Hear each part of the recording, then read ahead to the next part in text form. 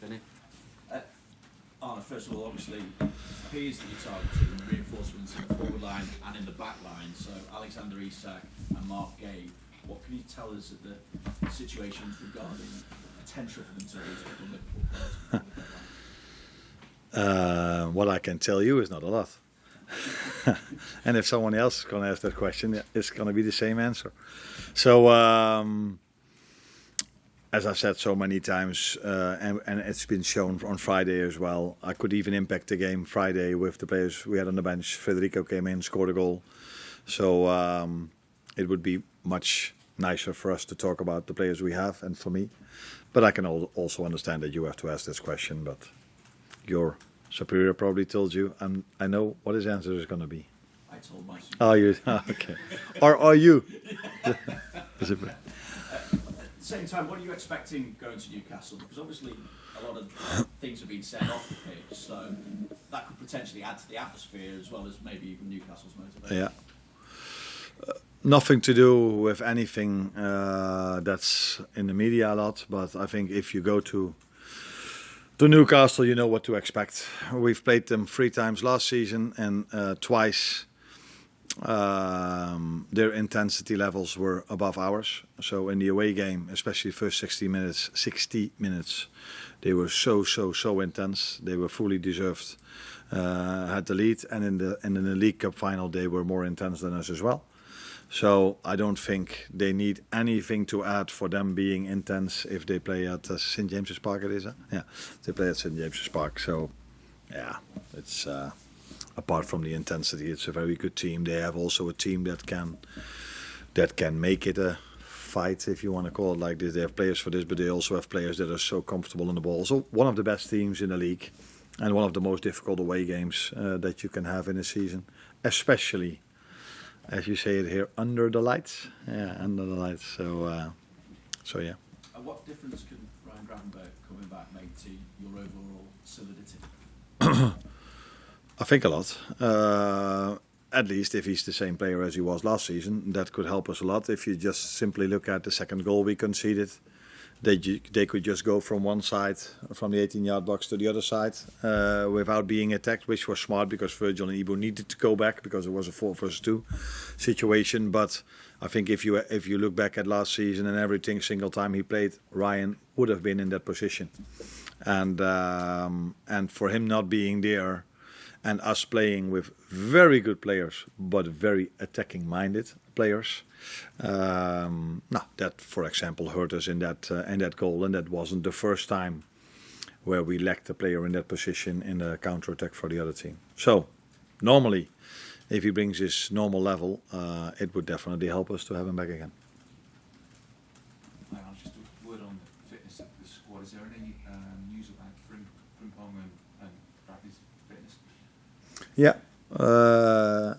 Connor trained for a few minutes with us today for the first time, and medical team was completely right about Jeremy to tell me that I had to take him off because he's out till the end of the international break, and that happened in the game. So I think I got criticized a bit by taking him off, didn't I? Yeah. And I've already said immediately after the game, this had nothing to do with how we played, but that we felt that he had an issue in his hamstring. And with we, I don't mean me, but the medical staff, and they were completely right. So good call to take him off, otherwise he would have maybe been out for longer, and we expect to have him back after the international break. And the most sort of recent signing, Giovanni, how has he looked in training, and is he... When do you think he could be involved in something? Now, he's a good-looking guy, so as most Italians. He's trained with us 3 times now, I think. If you look at his transfer fee, you can expect that he's already quite grown up for his age, and that's exactly what I saw. So he comes in as an 18-year-old just playing with his new teammates as if he's here for longer. Impressive if you look at how tall he is, fast, comfortable on the ball. So, there's a reason why we paid the transfer fee as we did, because we see him as a bright prospect. Yeah. Is that a good English? And he had already 3 good sessions, but it also tells you something about the team. If you come to this club, if you come into this team, you feel at ease from the start, because it's a very good and nice group to start your Liverpool career in.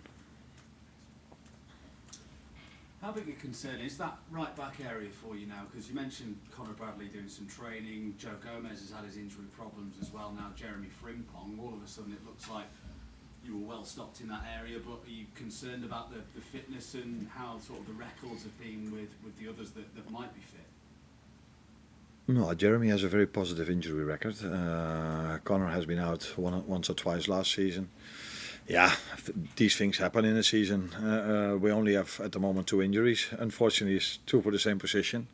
But the good thing is that some other player can play in that position as well. Wata played in that position for a few minutes. Dominic Szoboszlai already played in that position. So there are other options we can explore.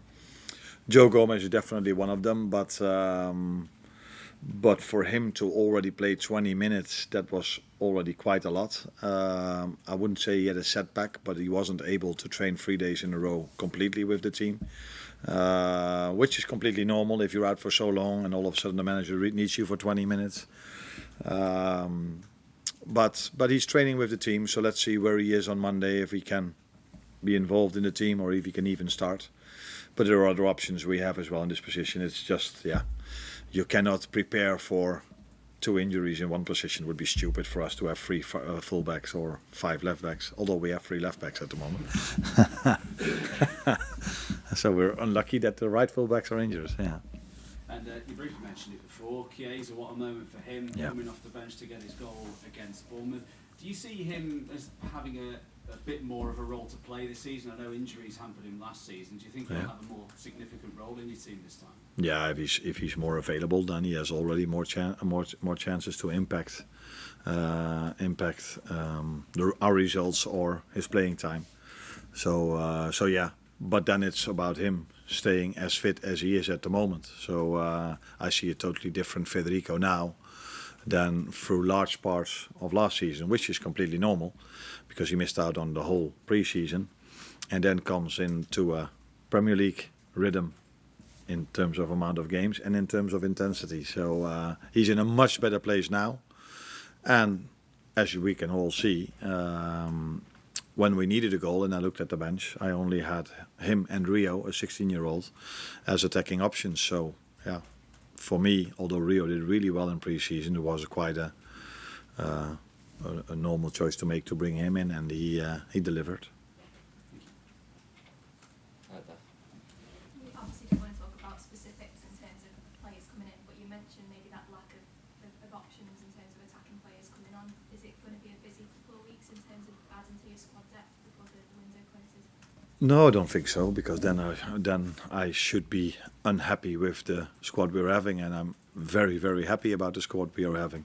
So I've always said maybe having 2 per position is ideal, but I prefer less than more, because you have to disappoint so many players every single time for them not even being in the squad, let alone not playing. So yeah, really happy with the squad. But as always, if we think we can improve in a certain position and there's a player available that can really make us better, which you could see with Giovanni Leoni, it's then this club has always shown that they bring these players in, but only if everything is what we want. So the right transfer fee, the right player, the right position, and a player that wants to come to us.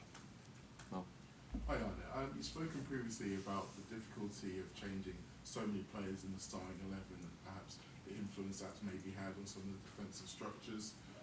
It's rare to have 10 days between games in the Premier League, even at this stage of the season.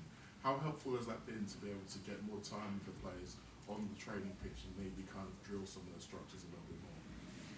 No, of course it's helpful, but we did had a good pre-season. We had 6 weeks. Compared to last season where we only had 2. Yeah, we had 6 weeks as well, but only 2 with most of the players. So we've had our time to train already, and I think that's also what you could see against the Bournemouth game, because it was if you look at data, running stats, it was the most intense game that is played in the weekend. So that tells you that our match fitness is where we want it to be, and where we need it to be if you need to go to Newcastle, by the way. But it's also clear that in pre-season, that's what I said, I mixed up lineups, and then it's quite normal that you don't see every time the right connection between some players or some lines. But that was already very good against Bilbao, and okay to good against Palace and Bournemouth. Another thing about having new players in, I noticed that against Bournemouth and in fact in the second goal against Crystal Palace, they all came after double substitutions, in quite soon after making double changes. So it's maybe getting used to the reorganising and getting used to some of the demands of those new players. Is that maybe going to eradicate some of those issues as well? Now, most changes I've made in a game are due to match fitness, and players were not available in whole preseason. So Hugo Ekitike, for example, that I took off twice, needs to make a step from Bundesliga to Premier League, and missed out a part of preseason. So, and you want to keep him fit for the upcoming games, weeks, months as well. It's the same with McAllister, who was not able to start, in my opinion, yet against Palace. But I think he needed playing time. It's the same why I started him against Bournemouth. Was he already on the top of his level? No. But to get there, he needs playing time. So I had to take him off.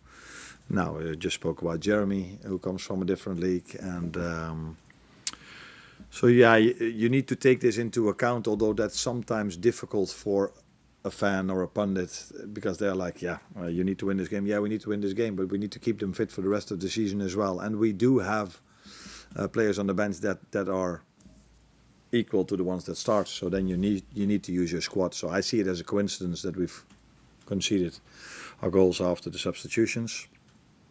But time will tell if I'm right or wrong. But on the other hand, we also scored a goal after a substitution. 2, by the way, from Federico and Mo. Last one with Carl. Hi, Arne. You've spoken about Newcastle and how difficult the atmosphere will be there, but as a club, they've got a few issues at the moment in terms of, they haven't got the transfers they probably wanted, their star striker is missing.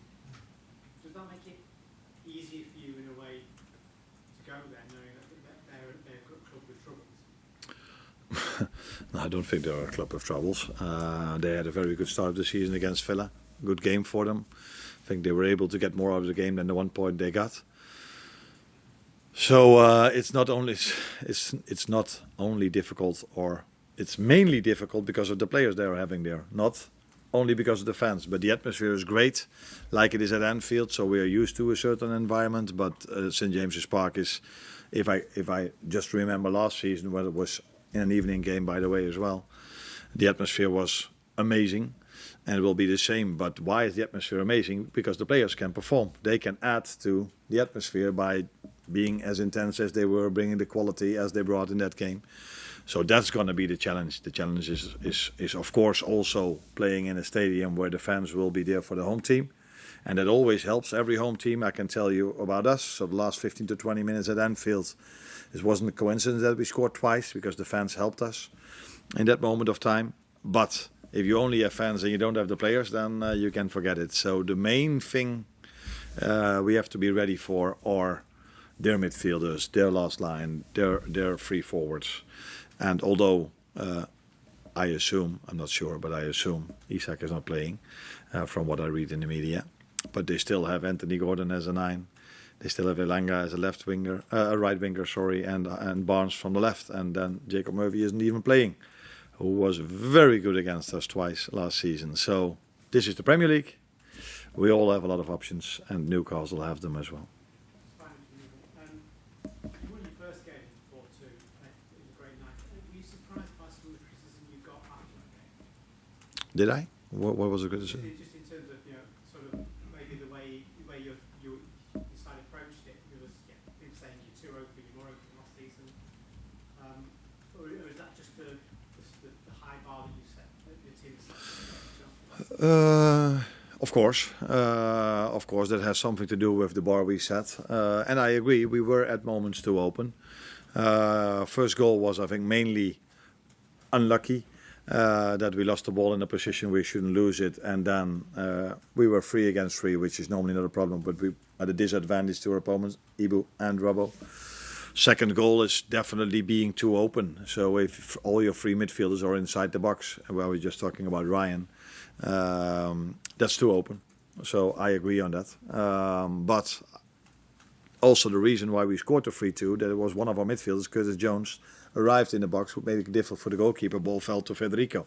So it's also who we are, but we need to find the right balance by not being too open. But that balance will be better with Ryan.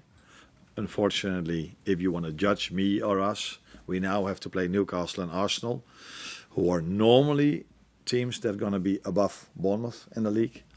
So it's even harder to play against them.